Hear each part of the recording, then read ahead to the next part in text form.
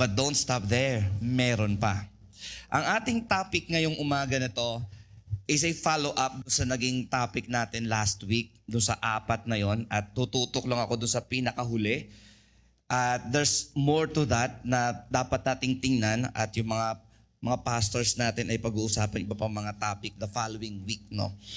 Okay, ang ating title ngayong araw na to ay New Self, Brokenness and the Fullness of God. New self, sabihin nyo nga new self. Kung may new self, may old self. Main idea po. All people, especially believers, need to know about the good side and the bad side of brokenness. In Tagalog, lahat ng tao, lalo na ang mga mananampalataya, ay dapat malaman yung good side at yung bad side ng mga pasakit. May good side and bad side yun. Mamaya pag-aaralan po natin. Let's go dun sa ating verse once again. Ephesians chapter 4 verse 13. But before we continue, let's bow our heads and let's pray. Father God, just continue to bless us, Lord, once again.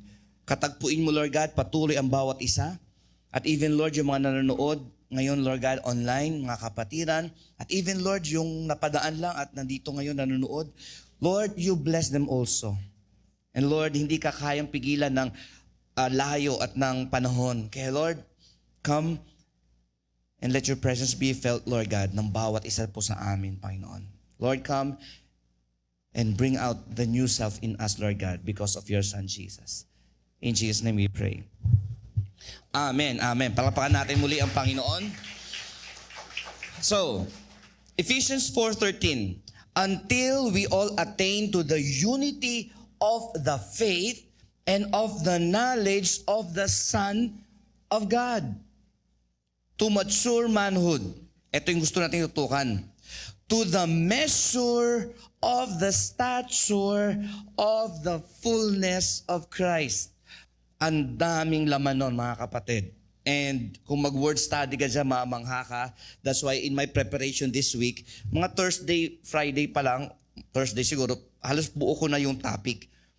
Pero ang next question na ito, hindi ibig sabihin nakangalap ka ng maraming impormasyon, okay na yon. The next thing about sa pag-prepare ng preaching ay paano mo ito ipipresent. No, ito yung na-discover mo. Okay? At maraming information. No, ano yung maayos na paraan ng pag-share nito? Okay? That's why gusto kong sabihin sa inyo mga kapatid na mas dinitalye natin to in a sense, pero mas inarrange natin para mas maunawaan natin. Ano bang ibig sabihin nung English na to the measure of the stature of the fullness of Christ? Now, tingnan natin sa mga Tagalog version. Okay? Paano itinranslate ito into Tagalog? So, compare natin sa apat na translation. Isang English, tatlong Tagalog. I don't know, nailagay ba natin? Tingnan natin. Sa English ay to the measure of the stature of the fullness of Christ. Pagdating sa Filipino Standard Version, ang nakalagay doon ay hanggang taglayin ang lubos na kabuuan ni Kristo. Okay? Ang salita ng Diyos, hanggang maging katulad tayo ni Kristo. Sa MBB tag or Mabuting Balita Biblia Tagalog, ayon sa pagiging ganap ni Kristo. So iba ay medyo dynamic na yung translation, medyo pinadali na. Pero kung word for word ang hanap natin, ang best ay yung Filipino Standard Version. Ang sabi doon ay hanggang sa, pakinggan nyo, taglayin, attain in English, ang lubos or stature na kabuuan ni Kristo. Yan yung mas klaro na translation para sa akin, not to say hindi maganda iba na, kundi ito yung mas malinaw na na-capture niya yung word for word. Hanggang sa taglayin. Ibig sabihin, hindi mo lang tingnan, hindi mo lang pagmasdan, hindi mo lang hangaan, kundi ikaw na mismo ang meron. Parang ganito, blueberry cheesecake. Pag-usapan natin yan, iba yung kinikwento ko lang sa inyo, pero iba yung magdadala si Annalyn, And then, ito ang blueberry cheesecake, Pastor, na kinikwento mo. Dalihin na natin to. Ibang usapan yun. Kasi hindi lang tayo mag-uusap tungkol sa kinuwento ko, kundi mag-uusap tayo base sa experience nyo. Tinaglay ninyo yung sarap ng blueberry cheesecake. Ganon din sa Panginoon. If you are really a believer ng Panginoon, hindi mo lang sa ikikwento, hindi mo lang sa parang iisipin, hindi mo lang sa papakinggan. Kundi ikaw mismo na nagkikwento, ay nakaranas ng pagbabago, ng pag-ibig, ng nagtaglay ka, ng ano? Ng lubos na kabuuan ni Kristo. Pero once again, katulad sabi ko last week, ito ay merong building blocks.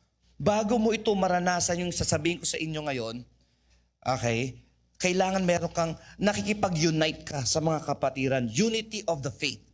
Meron ka rin dapat unity of the knowledge of God. Hindi pwedeng may kanya-kanya tayong translation, may kanya-kanya tayo na interpretation. Na iba si Yahweh sa iba sa akin. Hindi pwede yun. Dapat isa lang. At dapat mayroon tinatawag na maturity. Pag nag-building block na yung tatlo na yun, eto magiging resulta. So doon na ako sa resulta muna ngayon. Okay lang ba sa inyo?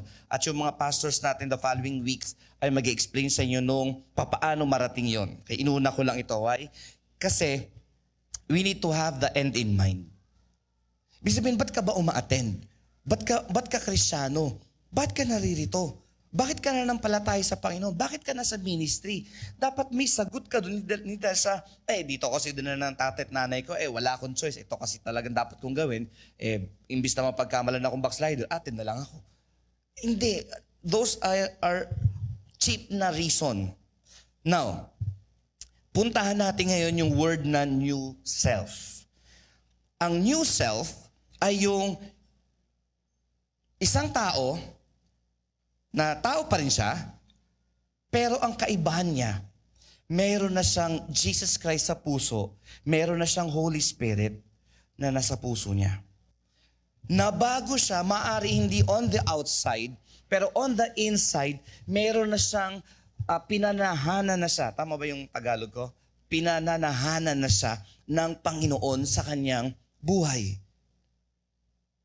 Hindi ka lang relihiyoso, kundi, ito yung pinag-uusapan namin sa Bible study kahapon sa Marvex na parang, alam mo yon, yung sanay ka na magmura nung ikaw ay hindi pa Christian at nagmumurahan kayo ng mga barkada mo.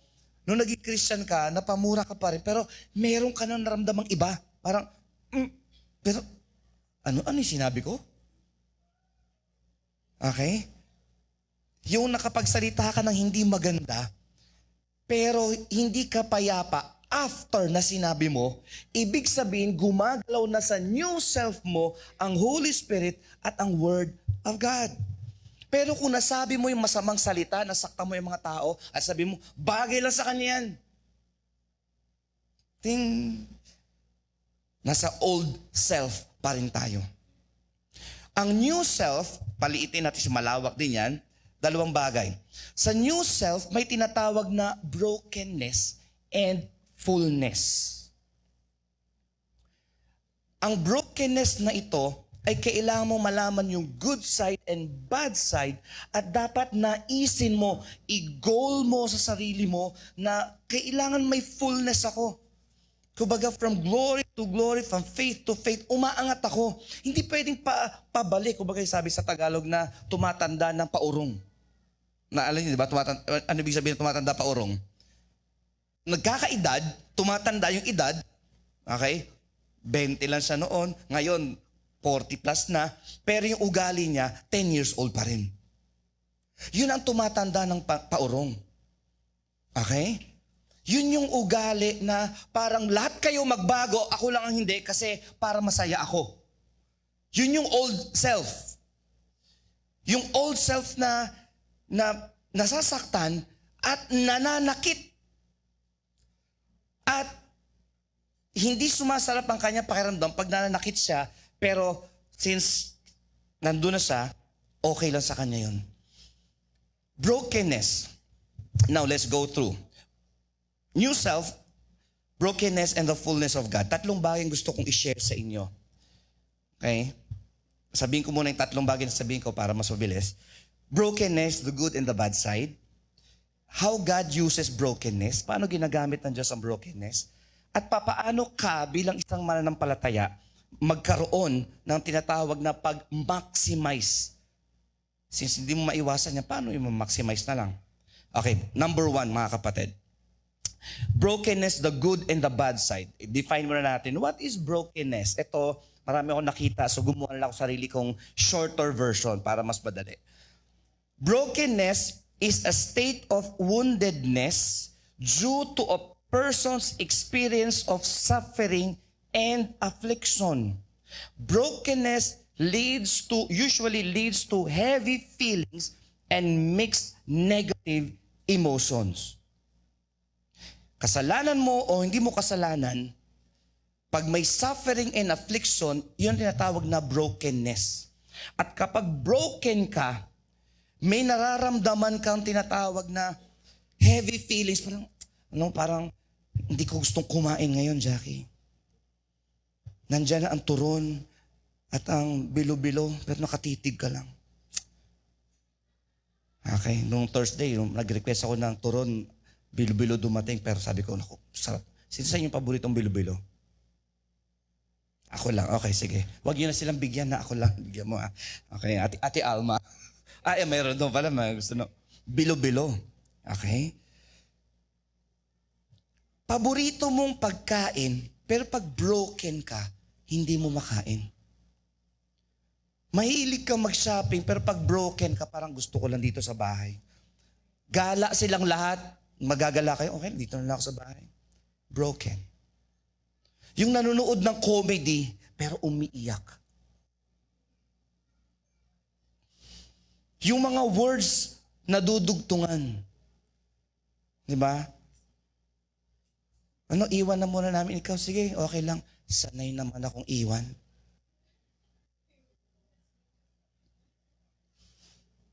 Diba? Alis lang kami kung makasalita naman to. Kasi broken. Yung broken na tao, sabihan mo ng isang bagay, minsan nami-misinterpret niya yun. Kasi nag-i-interpret siya based sa brokenness niya. Hindi niya magawa na maunawaan ka kasi bulag siya in one way or the other ng kanyang emosyon. Hindi siya makapag-decide ng tama. At dahil doon, mixed emotion siya. Ayaw niyang saktan ka, pero nasasaktan ka niya. Ayaw niyang saktan ang sarili niya, pero nasasaktan niya ang sarili niya.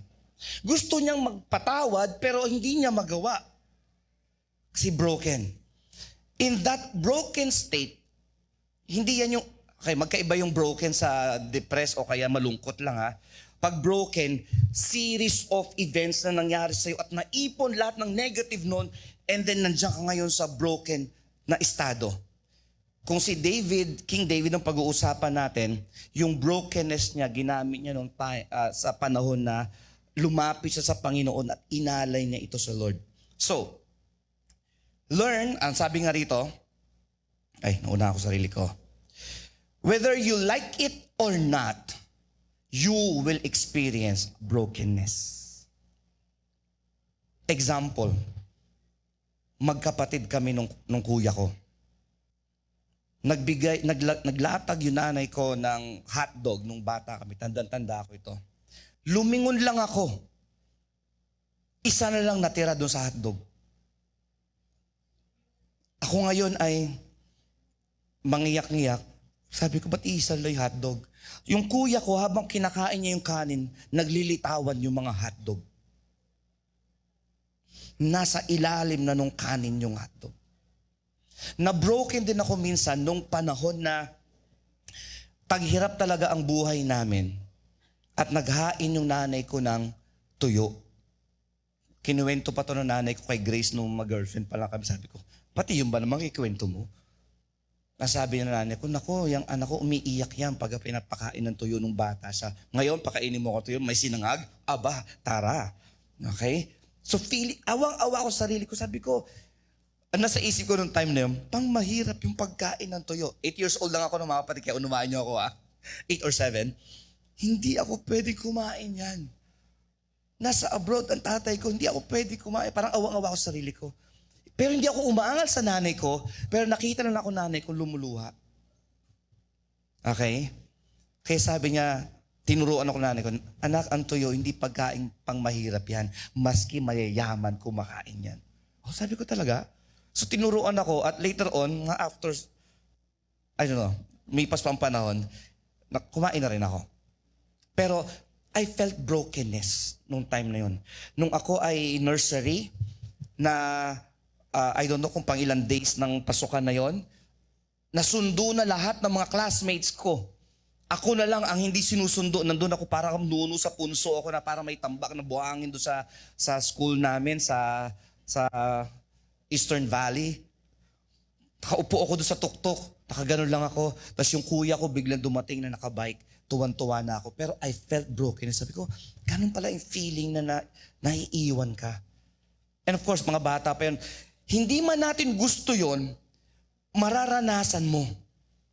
Hindi, iniipilit mo mang iwasan ang brokenness, makakaranas ka ng brokenness. Why? We are in a broken world. Ang tanong ngayon ay, papaano mo inuunawa yung good side at yung bad side ng brokenness? Brokenness, listen here, can bring out the worst in you or the best in you. Yung pighati ay pwedeng ilabas dyan yung pinaka-bad version mo. Masamang ikaw. Yung magagalitin na ikaw. Yung mapaglait na ikaw. At yung tayong lahat na madamdamin o whatever man.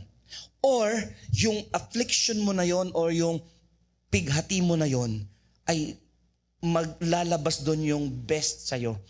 Again, may kwento tungkol sa isang anak na tinanong. Sabi niya, nung anong kapitbahay doon sa anak. Okay, thank you.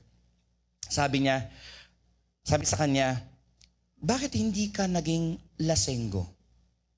Yung isa namang anak tinanong, bakit ka lasenggo? Sabi nung isa, nung pangalawa, kasi lasenggo tatay ko, kaya lasenggo ako. Sabi naman ng isa, nakita ko kung gaano nahihirapan ang tatay ko at nanay ko sa paglalasing ng tatay ko, ayoko na maging lasenggo. You see, yung dalawang bata na yun, pareho nakaranas ng family problem, pero yung isa, merong pananaw na iba dun sa isa. So ang brokenness sa buhay mo can bring out the best in you. Depende sa pananaw mo. Depende kung nasa new self ka. Kung nasa old self ka, alam mo na yon. Alam mo na ang gagawin mo. Pag lalabas yung dating ikaw, imagine nyo, kay konting imagination mga kapatid. Kung papayagan for the meantime na yung worst mo, yung bad side natin bad side natin. Kung ilalabas mo ang bad side mo sa mga nangyayaring sitwasyon, ano kaya makikita ng mga tao? On the other side, kung ikaw ay Christian, Spirit-filled, born-again believer, Jesus follower, ano kaya ang lalabas kapag may hindi magandang sitwasyon sa buhay mo? Number 2, mga kapatid, how God uses brokenness. Gagamitin ng Diyos ang brokenness. Sabi sa Bible, it was good for me to be afflicted that I might learn your decrees. Sa Old Testament, sa Psalms. Si Hebrews naman ang sinabi, kahit na si Jesus ay anak ng Diyos, natuto siyang sumunod sa Diyos dahil sa mga pighati sa buhay niya.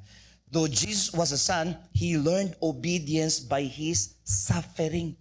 So yung suffering mo can bring out the best in you at gagamitin ng Diyos. Okay. Sa lahat, pikit saglit lang, few seconds. Ano ang pinaka-problema mo ba ngayon? 3 sa top 10, top 3 lang. Top 3 problems mo, yung suffering mo. Okay? Okay, iba sa inyo, titingnan yung katabi.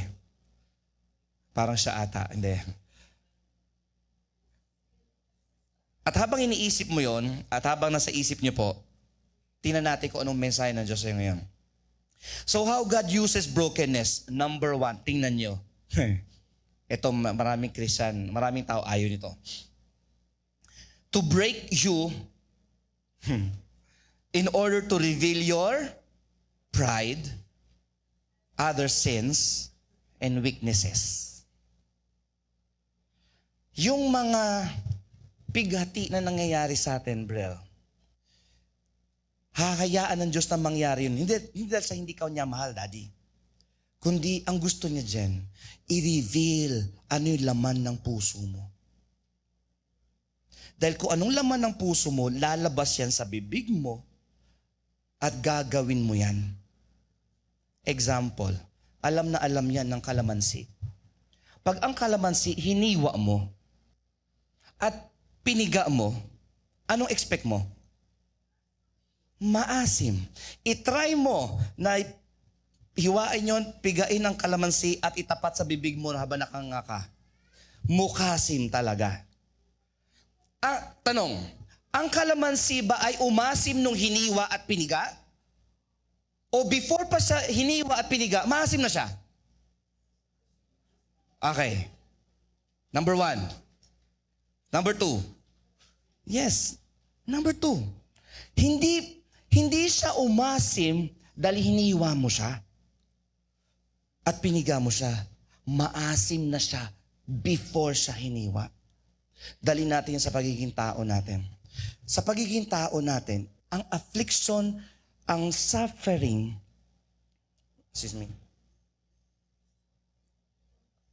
ang iyong mga pighati, ang maghahayag kung anong laman ng puso mo. Pag yan ay machong-macho na naglalakad, tapos biglang ginulat mo, Dok? Tapos biglang nagtitili at gumagan, alam nyo na? Nako, na-reveal. Okay? Alam nyo na. Okay? I mean, minsan, ang tunay na ikaw, hindi kita on face value. Lalo na pag masaya. Saan mo makikita ang sarili mo na tunay na ikaw? Kapag may problema. Sa mga nanay, pag yung malapit na ang sweldo, okay, inatawag na pet sa di peligro, dyan lumalabas yan sa mga nanay. Nanay, kung wag mo akong kausapin, wala pang allotment. Nay, magsasabi ka lang ng gano'n, wag kang humingi sa akin, wala akong pera. Hindi naman ako hihingi. Magpapaalam lang ako. You see, ramdam ng mga nanay yan, kasi sila taga-budget usually, except sa mga tatay na sila nag-budget, ha? Alam na agad nila. Ang mga estudyante na dadaan sa exams o kaya sa mga whatever man, alam niya yung pressure. Di ba? I mean, yung mga pressures na yon ang magre-reveal lang talaga. Now, sa atin, ano ba ang kasalanan sa buhay mo? Marireveal yan through suffering. At minsan sa kasalanan ng ibang tao. Pag nagkasala ka, ikaw ba ay palusot o umaamin?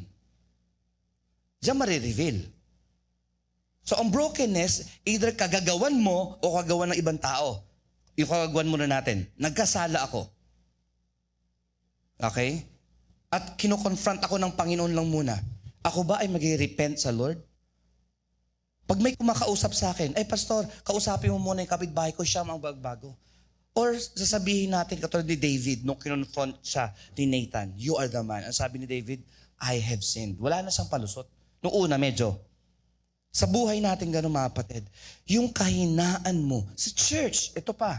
Minsan nabobroken tayo sa church kapag hindi natin magawa yung gusto natin gawin. The harvest is plenty, diyan katulad ng prayer mo kanina, but the workers and the finances are few. Doon magkakaalaman ng ugali ngayon.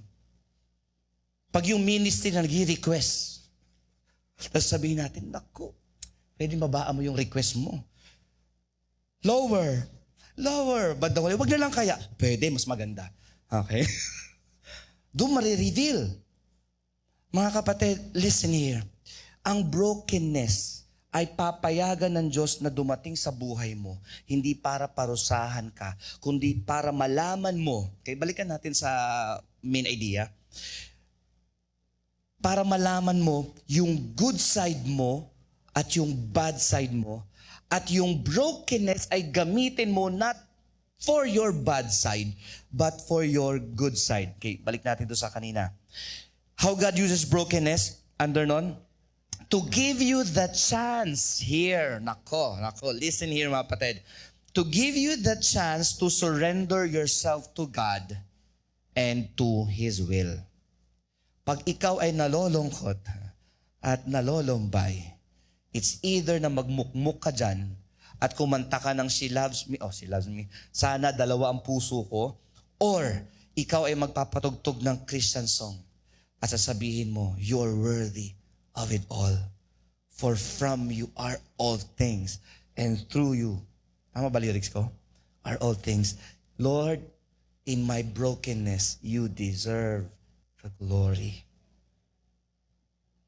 Amen? Ang hirap niyan, mga kapatid. Kung maging makatotohanan tayo, ang hirap niyan. Kasi pwede ka mapagkamalan na mahina ka. Pwede ka mapagkamalan na takot ka. Wala kang pakialam. And many other things. Pero ikaw nakakilala sa sarili mo at kilala mo ang Panginoon. Amen? So, kapag may mahirap kang sitwasyon, just one word, surrender ka sa Panginoon. Lord, not my will, but your will be done. Kaya yun na sinabi ni Paul na, until we all attain, hanggang sa taglayin ang lubos na kabuuan ni Kristo, kailangan kang may brokenness. How a believer can maximize their brokenness? Una, ito, undergo biblical counseling. Maraming tao takot sa counseling na parang, ako ba, may sayad na ba ako? Dapat ako i-counseling? Kaya ko na yan. Hindi, ang counseling ay hindi yan yung parang kung kailan stage 4 na tsaka natin gagamutin yung sakit. Kumbaga, bago pa lang yung sakit o nag-momentum pa lang, pag-usapan na natin, define natin. Kaya may nakuha ko isang magandang definition ng counseling, biblical counseling. Sabi dito, biblical counseling is not only about confronting heart's sin. Kasi minsan may mga tao na, pag magpa-counseling ako, naku, papaunawa sa akin yung kasalanan ko. Ayoko na nga alam ko na makasalanan ako Kasama yon ha? Pero more than telling you na ito umalis sa buhay mo o ito ang sabit sa buhay mo, ang kasama sa biblical counseling ay ito. It is also about comforting those who have been sinned against. Kasi for sure, nagkasala ka man, pero may mga tao din na nagkasala sa'yo. At ngayon, kailangan mong pagdaanan o pag-i-endure. Galing na endure?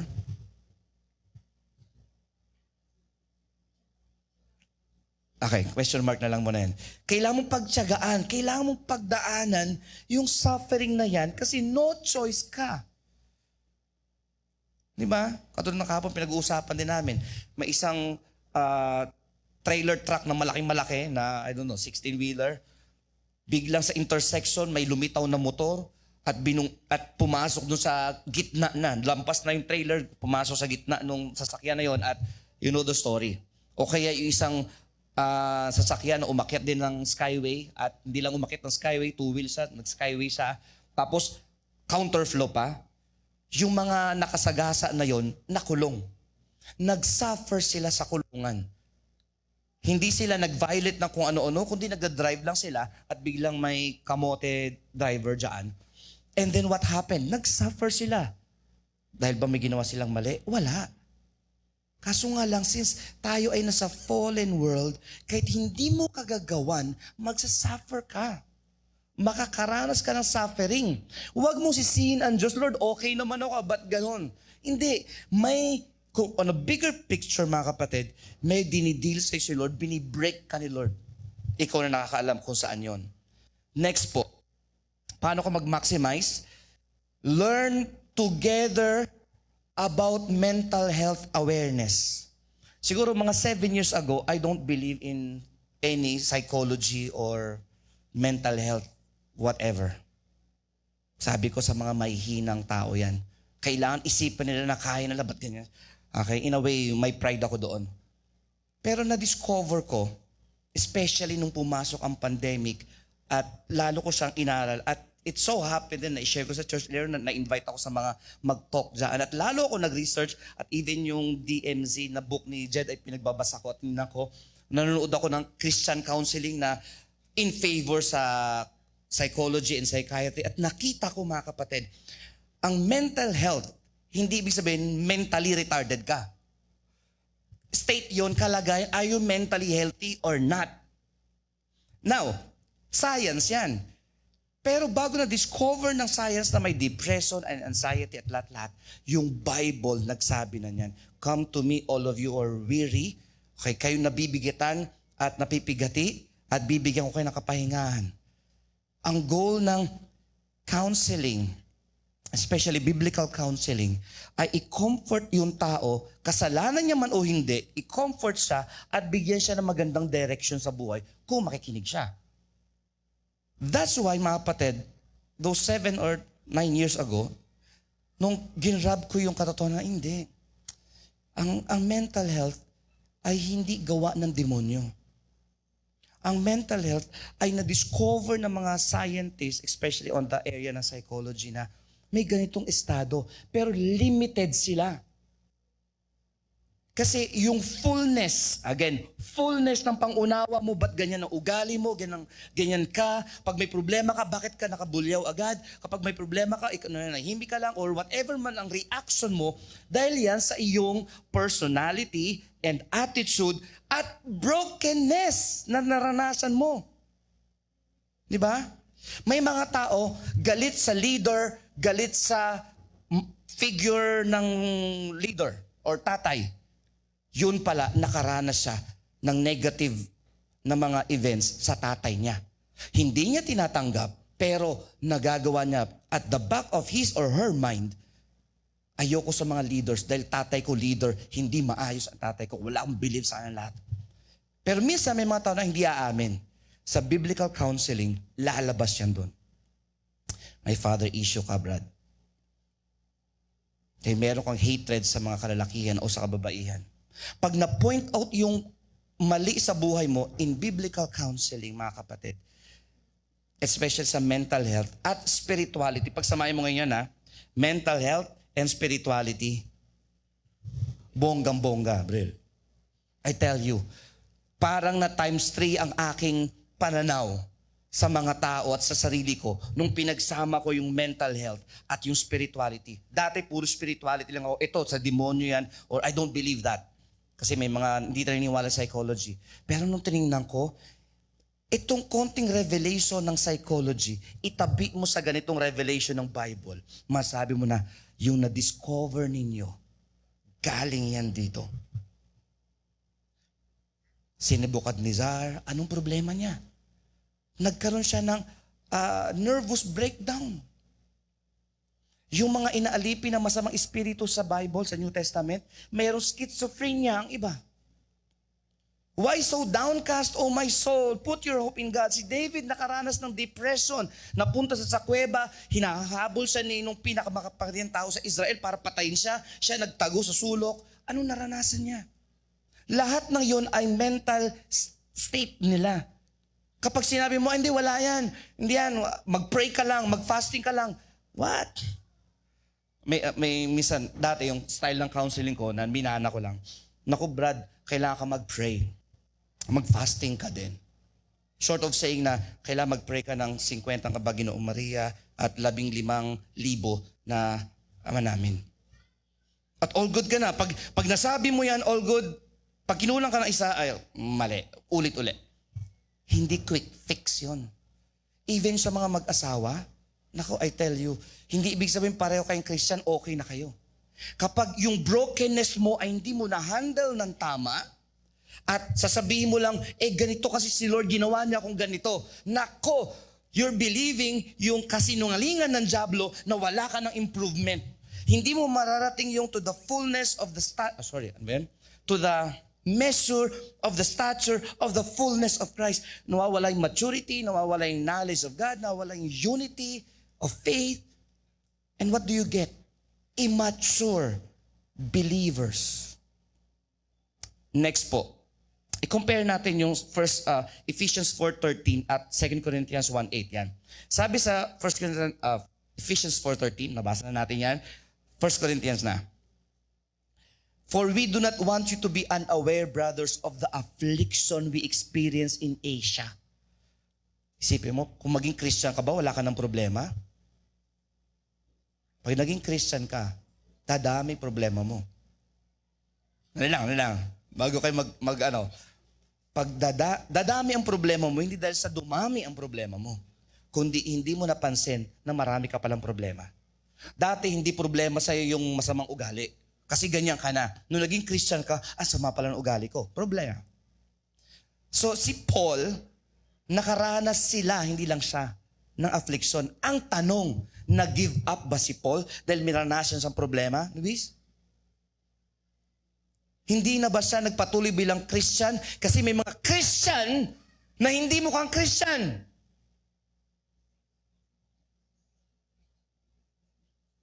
Nagpatuloy pa rin si Paul.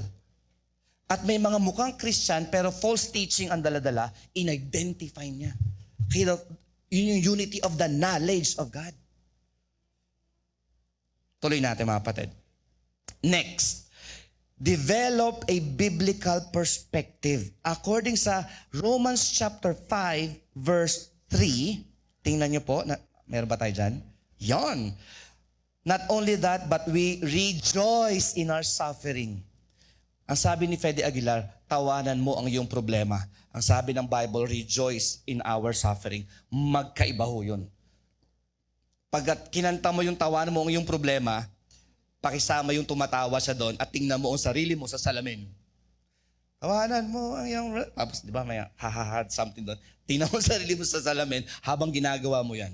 Nako, ewan ko lang kung ano isipin mo sa sarili mo. Ginawa ko dati yan. Hindi maganda. And I'm sure sa inyo din. Okay? So, kailangan may biblical perspective ka. Bakit siya ganun? Ay, ganyan siya kasi alam ko yan, naranasan ko rin yan. At ito ang sabi ng Bible. Okay? Next. Never let suffering and affliction manipulate you with doon sa never. Wag na wag. Kasi minsan pag ang sitwasyon ay nakakagalit, anong gusto ng sitwasyon na maging ikaw? Magagalitin. Okay? Pag ang sitwasyon ay nakakaasar, gusto ng sitwasyon, ikaw ay maasar. Ganun lang yon.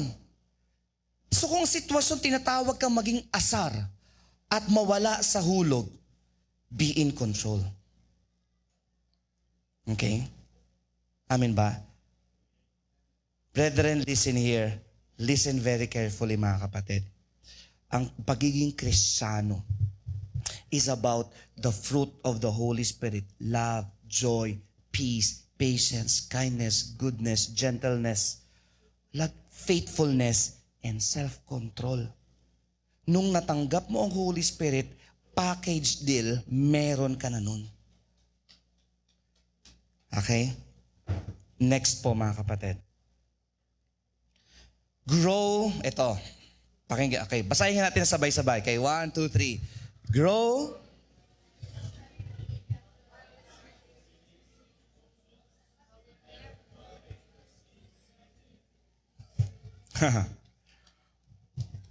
Sa isang Christian community, particularly Unified Vision, Christian community, lumago ka sa isang Christian community na papahalagahan ang nararamdaman mo.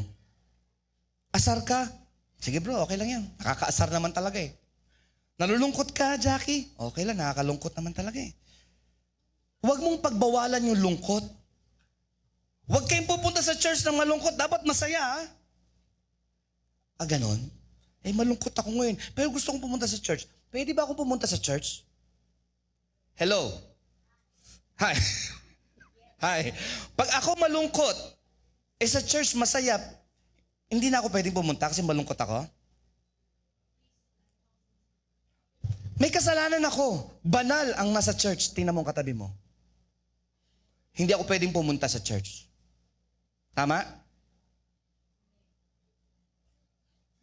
the more na feeling mo malungkot ka, the more na feeling mo ang dumi-dumi mo, the more nang feeling mo ang sama-sama mo, and whatever pa, mas dapat kang pumunta sa church.